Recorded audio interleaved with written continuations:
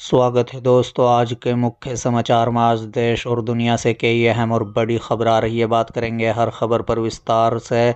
Tejashwi Yadav RJD के नए boss, कार्यकारिणी में लालू का बड़ा फैसला, बताएंगे विस्तार से। एक और बड़ी अपडेट, संभल के मुसलमानों के खिलाफ चौतरफा जंग, पुलिस प्रशासन की कार्रवाई, दुश्मनी जैसी इसी के साथ अगली बड़ी खबर में आपको बताएंगे। दिल्ली चुनाव में बड़ा उलटफेर, फलोदी सट्टा बाजार का हैरान करने वाला दावा, बताएंगे किसे मिलेगा बहुमत। इसी के साथ अगली बड़ी खबर में आपको बताएंगे अब कुछ नहीं हो सकता, बीजेपी ने बिहार में मचाई खलबली, एनडीए में सब कुछ ठीक नहीं है। एक और बड़ी अपडेट, एआईएमआईएम से टिकट मिलने के बाद ताहिर हुसैन की पहली प्रतिक्रिया, चुनाव को लेकर किया बड़ा दावा। तो चलिए देख लेते हैं आज की पहली बड़ी खबर। संभल के मुसलमानों के खिलाफ चौतरफा जंग, पुलिस प्रशासन की कार्रवाई, दुश्मनी जैसी। जी हां दोस्तों, आपकी जानकारी के लिए बता दें कि हर साल होली के बाद पहले मंगलवार को संभल कोतवाली के सामने एक सुरक्षा कवच लग जाता है।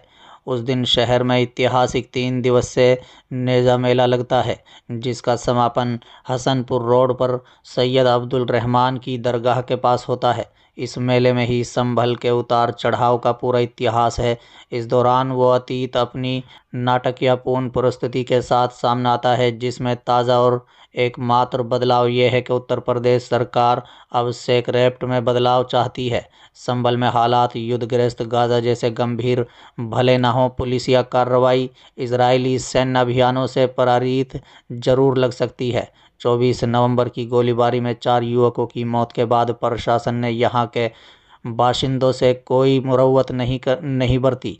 उत्पीड़न की शिकायतें जिस तरह बढ़ रही है, चर्चा है कि सूबे के मुख्यमंत्री संभल का प्राचीन गौरव बहाल करने के लिए, इतिहास को मिटाकर उसे बहुसंख्यक समुदाय के लिए एक और पवित्र शहर में तब्दील कर देना चाहते हैं।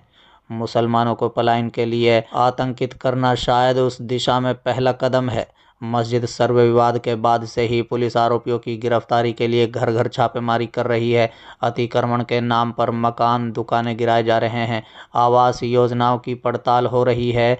लोगों की बिजली कनेक्शन, जमीन की रजिस्ट्री, दुकान पंजीकरण, जीएसटी रिटर्न और यहाँ तक कि उनकी पोशागत और राजनीतिक संबद्धता जांची जा रही है। कुल मिलाकर लगता है कि सरकार स्थानीय मुस्लिम समुदाय के साथ अपने व्यवहार के जरिए सालार मसूद गाजी द्वारा 11वीं सदी में संभल पर किए गए हमले का बदला ले रही है। चलिए अगली खबर, दिल्ली चुनाव में बड़ा उलटफेर, फलोदी सट्टा बाजार का हैरान करने वाला दावा। जी हां दोस्तों, आपकी जानकारी के लिए बता दें कि दिल्ली में विधानसभा चुनाव को लेकर सियासी पारा बढ़ता जा रहा है। 5 फरवरी को दिल्ली की जनता विधानसभा चुनाव के लिए वोट डालेगी। उससे पहले सभी राजनीतिक दलों ने चुनाव प्रचार में अपनी पूरी ताकत झोंक दी है। आपकी जानकारी के लिए बता दें, इसी बीच विधानसभा चुनाव को लेकर सट्टा बाजार के दावे सामने आ गए हैं। बता दें कि सट्टा बाजार में किस दल की जीत का दावा किया जा रहा है।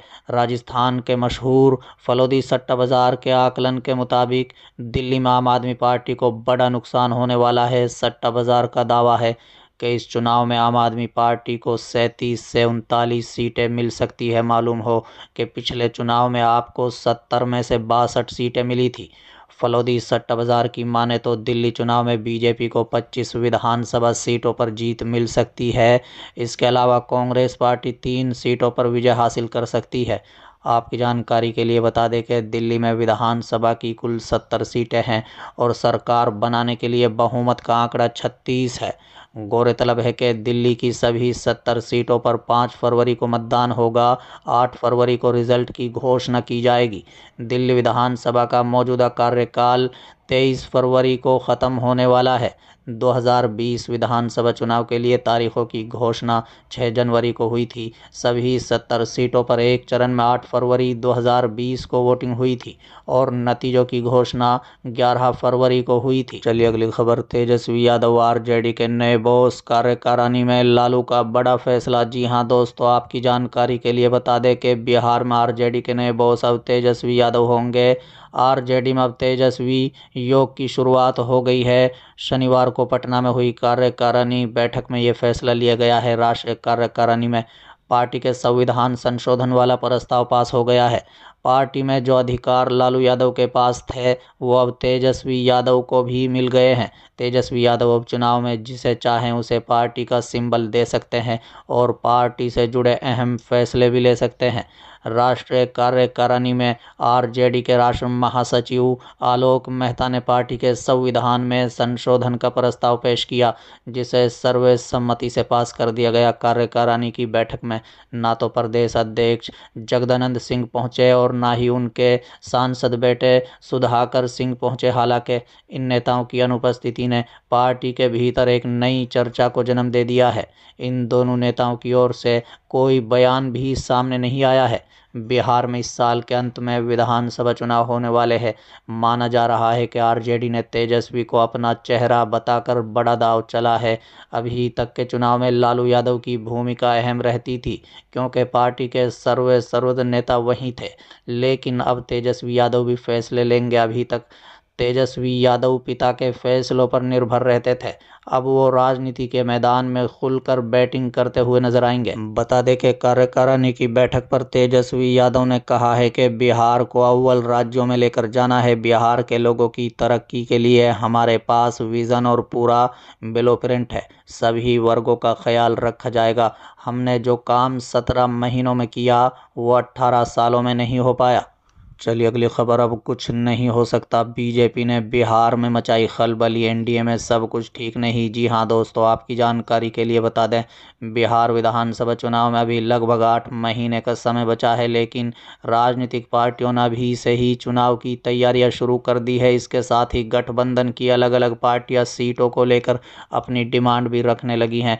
इसी कड़ी में एनडीए की अहम सहयोगी हिंदुस्तानी अवाम मोर्चा के राष्ट्रीय अध्यक्ष और केंद्र मंत्री जीतन राम मांझी ने भी विधानसभा चुनाव में 20 सीटों की मांग कर दी है। हालांकि जीतन राम मांझी की इस डिमांड पर अब भाजपा की तरफ से प्रतिक्रिया भी सामने आ गई है। ऐसे में एनडीए गठबंधन के अंदर सीट शेयरिंग को लेकर खलबली मची हुई है।